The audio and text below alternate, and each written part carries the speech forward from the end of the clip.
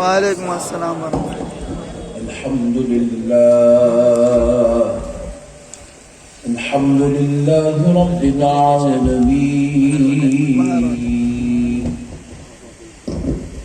والصلاة والسلام على سيد الأنبياء والمرسلين وعلى آله وأصحابه أجمعين الأكرمين. سبحان الله سبحان الله. أشهد أن لا إله إلا الله وحده لا شريك له، سبحان الله. وأشهد أن سيدنا ونبينا ومولانا محمدا عبده ورسوله. أما بعد فأعوذ بالله من الشيطان الرجيم. بسم الله الرحمن الرحيم.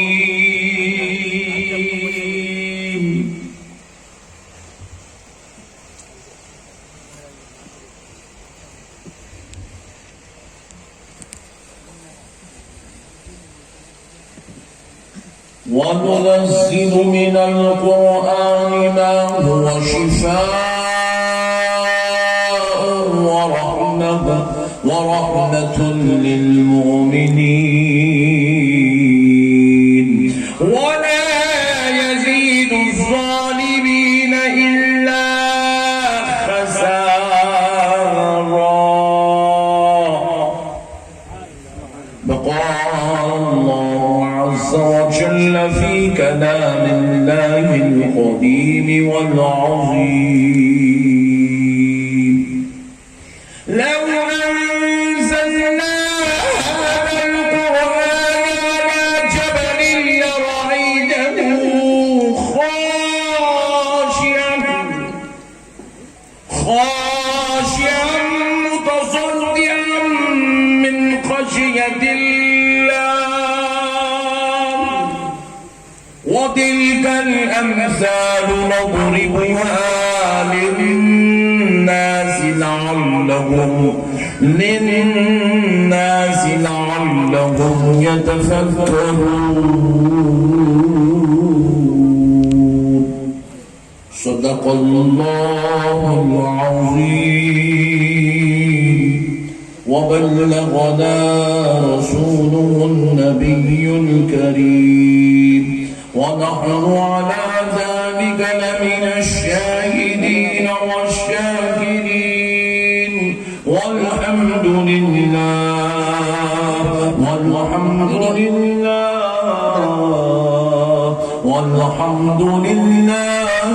رب العالمين.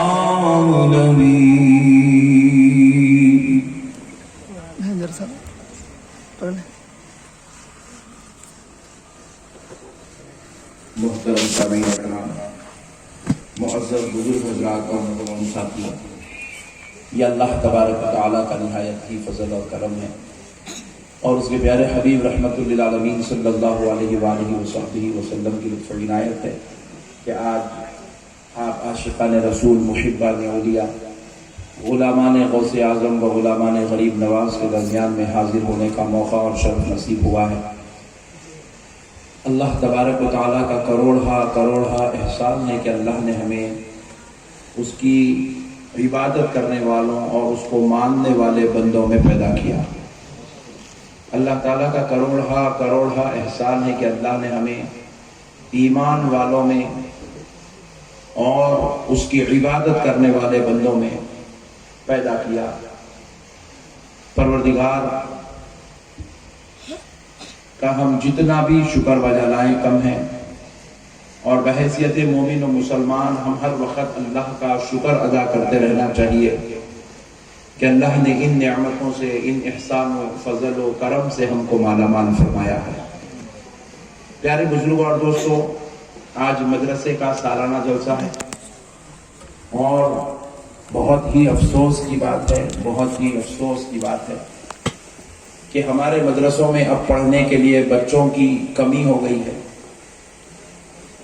پہلے جب مدرسے ہوا کرتے تھے تو ان میں پڑھنے والے کی تعداد بہت بڑی ہوا کرتی تھی، اور آج مسلمانوں کے بچوں کو علم دین سے آراستہ کرنے کا خیال تک مسلمانوں کے ذہن سے نکل گیا ہے۔ اور جہاں کہیں بھی ہم مدرسوں کے سالانہ جلسے میں جاتے ہیں، جتنے بھی بچوں کی گل پوشی ہوتی ہے، شال پوشی ہوتی ہے، دستار ہوتی ہے، ہم دیکھتے ہیں کہ وہ مدرسے چل کر رہے ہیں، کرناٹک میں چل رہے ہیں، مہاراشٹر میں چل رہے ہیں، تلنگانہ میں چل رہے ہیں، آندھرا پردیش میں چل رہے ہیں۔ بچے کہاں کے ہیں؟ بہار کے، یو پی کے ہیں، بنگال کے ہیں۔ ہمارے علاقوں کے بچے مدرسوں میں شریک ہوتے نہیں۔ ہمارے ماں باپ اپنے بچوں کو حافظ قرآن بنانے کا جذبہ نہیں رکھتے، عالم دین بنانے کا جذبہ ہمارے اندر سے ختم ہو گیا۔ ایک طرف میں پلٹ کر دیکھتا ہوں، چلیے اپنے بچوں کو ہم حافظ قرآن نہیں بناتے، عالم دین نہیں بناتے، تو کیا ہم اپنے بچوں کو انجینئر بناتے ہیں؟ کیا ہم اپنے بچوں کو ڈاکٹر بناتے ہیں؟ کیا ہمارا بچہ ماشاءاللہ سے سی اے بنتا ہے؟ کیا ہمارا بچہ ماشاءاللہ سے جو ہے ایڈوکیٹ بنتا ہے؟ جب پلٹ کر دیکھتے ہیں تو مسلم معاشرے کی حالت اتنی برباد ہے کہ ہماری صفوں میں، ہمارے گھروں میں، ہمارے محلوں میں، ہمارے شہر میں انجینئر بننے والے بچے بھی بہت کم ہو گئے۔ ڈاکٹر بننے والے بچے تو پورے محلے میں سے اگر ایک نکل گیا تو اللہ کا بہت بڑا احسان ہے۔ سی اے، چارٹرڈ اکاؤنٹنٹ تو ہمارے پاس تو ڈھونڈنے سے بھی نہیں ملتا۔ آپ غور کرنے والی بات ہے کہ اگر ہماری نسلیں ہو کیا رہی ہے، ہم کہاں اپنی اولاد کو لے جا رہے ہیں۔ ان مدرسوں کے یہ سالانہ جلسے، یہ 3 بچے حافظ قرآن بنے، اب میرے کو بھی یہ بھی نہیں معلوم یہ بچے یہاں کے ہیں کہاں کے ہیں۔ آپ ذرا غور کریے گا آخر مسئلہ کیا ہے، کیوں ہم دین سے دور ہو رہے ہیں۔ آج ہماری مسجدوں میں امام نصیب نہیں ہے، ہم جو ہے بالکل جاہلوں کے پیچھے اپنی نماز مکمل کر رہے ہیں۔ کئی ایسی ہماری مسجدوں میں جاہل ہیں جن کو سورہ فاتحہ بھی صحیح طریقے سے پڑھنا نہیں آتا۔ الحمدللہ رب العالمین الرحمن الرحیم مالک یوم الدین ایسا پڑھا رہا، قرآن کا جنازہ نکال رہا۔ ہم کمیٹی والوں کو پکڑ کے پوچھے، ارے بڑے بھائی اس کو کہیں کو رکھا، انہیں نماز نہیں پڑھا رہا، سب کی جنازے کی نماز پڑھا دے رہا ہے، اس کو کہیں کو رکھا۔ بھائی بولے کیا کریں مولانا صاحب، ہمارے پاس کوئی حافظ قرآن ہی نہیں ہے، ہمارے پاس کوئی امام نہیں ہے، ہمارے پاس کوئی عالم دین نہیں ہے، جاہلوں کے پیچھے نماز ہو رہی ہے۔ جتنے لوگ پیچھے کھڑے ہوئے ہیں اس کے اندر کھڑنے والے بعد اچھے باشعور ہیں، پیسے والے، مالدار ہیں، رئیس ہیں، اچھے لوگ ہیں، کاروباری لوگ ہیں، تاجر لوگ ہیں، محلے کے سیاست لوگ ہیں، عقل مند لوگ ہیں، باشعور لوگ ہیں، ویسے لوگ بھی ویسی نماز پڑھنے پر مجبور ہیں۔ کیوں مجبور ہیں؟ کیونکہ ہمارے پاس آج ہم اپنی نسلوں کو اللہ کے دین کی تعلیم دلانے سے گریز کر رہے، پرہیز کر رہے، احتیاط کر رہے، نعوذ باللہ، بچنے کی کوشش کرتے ہیں۔ آج ہمارے بچے نہ حافظ قرآن بنتے ہیں، نہ انجینئر، نہ مسلمان کے بچے آج ڈاکٹر بنتے ہیں، نہ عالم دین۔ مسلمان کے بچے آج نہ سی اے بنتے ہیں، نہ تو وہ کوئی مفتی، نہ علامہ، نہ مولانا۔ پھر کیا بن رہے ہیں ہمارے بچے؟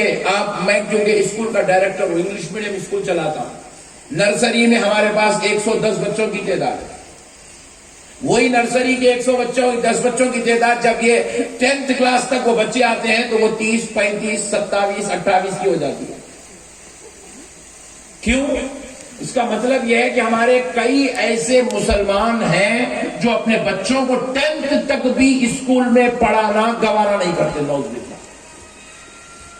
کئی ماں باپ کے اختلافی جھگڑوں میں بچوں کی تعلیم برباد، کئی معاشی اعتبار سے باپ کمزور ہے، بچوں کی تعلیم برباد۔ کسی کا بچہ بیکری میں کام کرتا ہے، کسی مسلمان کا بچہ 10 سال 12 سال کی عمر میں ہوٹلوں میں کام کر رہا ہے، کسی مسلمان کا بچہ 10-12 سال کی عمر میں کرانہ اسٹور میں سیلز مین بنا ہوا ہے، کسی مسلمان کا بچہ 10-12 سال کی عمر میں میکینک شاپ پہ کام کر رہا ہے، کسی مسلمان کا بچہ 10-12 سال کی عمر کے اندر پان ڈبے پہ سگریٹ بیچ رہا ہے، پان بنا رہا ہے۔ آج مسلمان کتنا برباد ہو رہا ہے، معاشرہ کتنا تباہ ہو رہا ہے، اور اس معاملے پر کوئی باپ اپنے آپ پر بوجھ ڈال کر، تکلیف اٹھا کر اپنی اولاد کو قابل بنانے کی فکر نہیں کرتا۔ تو پھر میں ایسے باپ سے کہتا ہوں، جب تو اپنی اولاد کی فکر نہیں کر سکتا، ان کو قابل نہیں بنا سکتا، ان کو حافظ قرآن یا انجینئر یا ڈاکٹر یا عالم یا مفتی یا سی اے نہیں بنا سکتا، تو پھر تو نے ان کو پیدا کرنے کی جرأت ہی کیوں کی ہے؟ تو نے شادی کیوں کی ہے؟ تو نے اپنی اولاد کو یہ پیدا کر کے زندگی میں ان کے اوپر کیوں عذاب ڈال دیا؟ کیونکہ غربت میں زندگی گزارنا کوئی راحت کی بات نہیں ہے، کوئی خوشی کی بات نہیں ہے، یہ دنیا کا سب سے بڑا عذاب ہے، یہ سب سے بڑی تکلیف ہے۔ ہمارے بچوں کی حالت ایسی ہے، استغفر اللہ، بورڈ نہیں پڑھ سک رہے انگلش میں، کیونکہ ان کا باپ ان کو پڑھانے کی کوشش نہیں کرتا، والدین ان کی تربیت کی کوشش نہیں کرتے۔ کیا ہوگا میرے بھائی؟ آگے چل کے ہمارا کیا ہوگا؟ ہماری نسلوں کا کیا ہوگا؟ آپ ذرا تھوڑی دیر کے لیے غور کریں۔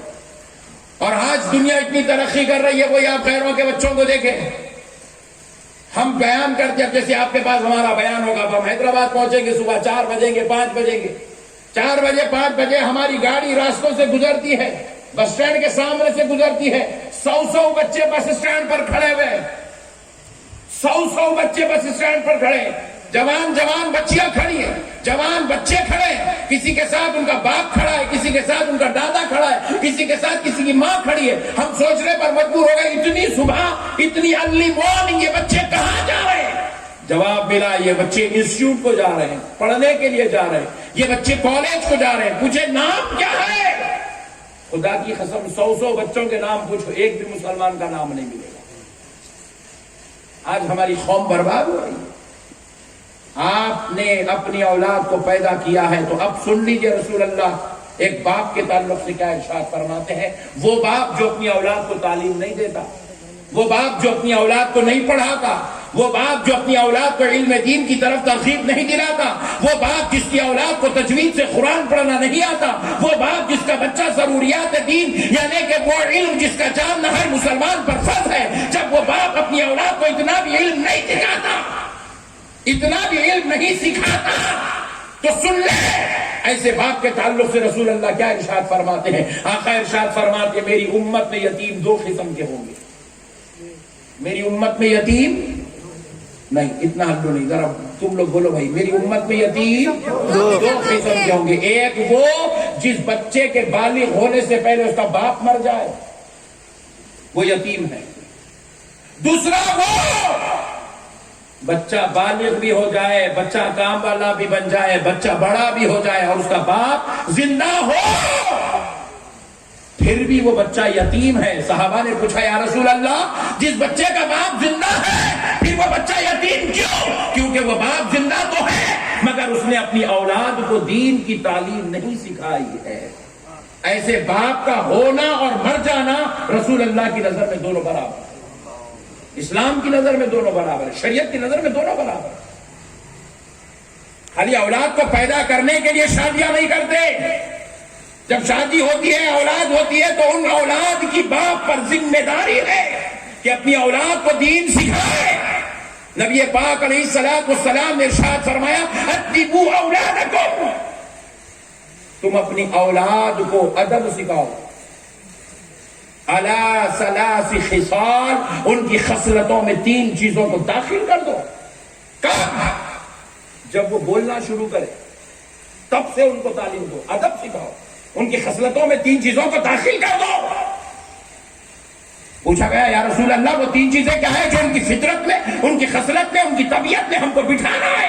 نبی پاک نے فرمایا حبی نبی کی تمہارے نبی کی محبت ان کے دلوں میں داخل کر دو۔ پھر فرمایا وحبی اہل بیت اطہار، اور اہل بیت اطہار کی محبت ان کے دلوں میں داخل کر دو، ان کی خصلتوں میں داخل کر دو، ان کے ادب میں داخل کر دو، ان کی فطرتوں میں داخل کر دو۔ وہ اٹھتے بیٹھتے چلتے پھرتے آتے جاتے یا علی یا حسن یا حسین یا فاطمہ کا نعرہ لگاتے رہے، یا رسول اللہ کا نعرہ لگاتے رہے، یا رسول اللہ یا حبیب اللہ کی باتیں بولتے رہے، نبی پاک کی تعریف کرتے رہے، وہ یہ پڑھتے رہے سب سے اعلیٰ و اولا ہمارا نبی، سب سے بالا و والا ہمارا نبی، وہ یہ پڑھتے رہے تو شمع رسالت ہے عالم تیرا پرواہ، وہ یہ پڑھتے رہے وما ارسلناک الا رحمۃ للعالمین، وہ یہ پڑھتے رہے لیغفر لک اللہ ما تقدم من ذنبک وما تأخر، وہ یہ پڑھتے رہے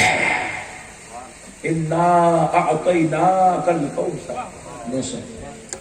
ان کو نبی کا ادب سکھاؤ، نبی کی محبت ان کی خصلتوں میں داخل کرو، اہل بیت کی محبت ان کی خصلتوں میں داخل کرو.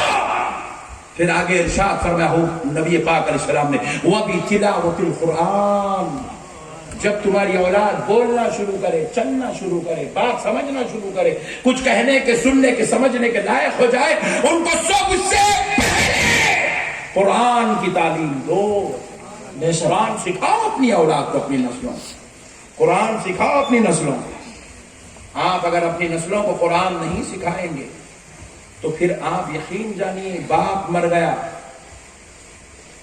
بیٹے کو حق ہے، پہلا حق بیٹے کا ہے باپ کا جنازہ پڑھانے کا. بیٹے کا حق پہلا ہے، مسجد کے امام کا حق پہلا نہیں ہے، مفتی صاحب کا حق پہلا نہیں ہے، وقت کے صوفی کا پہلا حق نہیں ہے. یہ الگ بات ہے احتراماً تعظیماً تکریماً، کیونکہ وہ اللہ کے مقرب ہوتے ہیں، آپ ان کو پہلے آگے بڑھاتے ہیں تو یہ آپ کا حق ہے. لیکن پہلا حق باپ کا جنازہ پڑھانے کا اس کے بیٹے کا ہے. افسوس کی بات تو یہ ہے کہ باپ مر گیا مگر اپنی اولاد کو کچھ نہیں سکھایا، یہاں تک کہ بیٹے کو جنازے کی دعا پر یاد نہیں، جنازے کی دعا یاد نہیں ہے. اب ایک باپ سوچنے پر مجبور ہے کہ اب وہ اپنے رب کی بارگاہ پہنچ جائے گا تو کیا جواب دے گا اللہ کے سامنے جب اولاد کا حساب لیا جائے گا.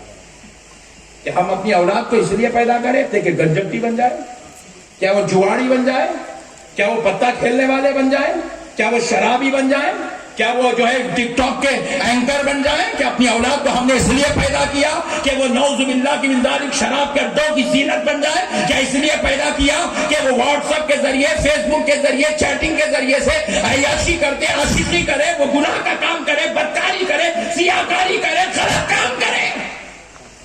کہ ہم نے اس لیے پیدا کیا کہ دوزخ میں کچھ لوگوں کی کمی تھی تاکہ ہم 4 بچے پیدا کر کے دوزخ کے کتے بناتے پھرے؟ کہ ہم نے اس لیے پیدا کیا تاکہ مسلم معاشرے کا نام ہماری اولاد بدنام کرتا پھرے؟ کہ ہم نے اپنی اولاد کو اس لیے پیدا کیا کہ وہ کسی کی بیٹیوں کو چھیڑتا پھرے؟ نعوذ باللہ. کہ ہم نے اس لیے پیدا کیا کہ ہماری اولاد دنیا میں جا کر پورے معاشرے کو بدنام کر دے، تتر بتر کر دے، ماحول خراب کر دے؟ نہیں، خدا کی قسم، اللہ کی قسم، ہم نے اس لیے اولاد کو پیدا نہیں کیا. یہ پیدا کرنے کا حق نہیں ہے، یہ پیدا کرنے کی ضرورت نہیں ہے. ہم نے اس لیے پیدا کیا تاکہ ہمارا بیٹا ہماری شفاعت کا ذریعہ بن جائے، ہمارا بیٹا ہماری بخشش کی ضمانت بن جائے، ہمارا بیٹا ہمارے لیے مغفرت کا سبب بن جائے، ہماری بیٹی ہمارے لیے جنت کی ضمانت بن جائے. خدا کی قسم، کان کھول کے سن لو، اولاد ماں باپ کے لیے شفاعت کا سبب ہے، بخشش کا سبب ہے، مغفرت کا سبب ہے، نجات کا سبب ہے، اللہ کے قرب کا سبب ہے. کب ہے؟ سنو کان کھول کر، جب ایک باپ اپنی اولاد کو حافظ قرآن بناتا. سبحان اللہ. قسم رب ذوالجلال کی، وہ حافظ قرآن کو اللہ اس وقت تک جنت میں داخل ہونے نہیں دے گا جب تک وہ اپنے ساتھ اپنی ماں اور اپنے باپ کو ساتھ میں نہیں لے لے گا. کیا بات ہے. اپنی اولاد کو حافظ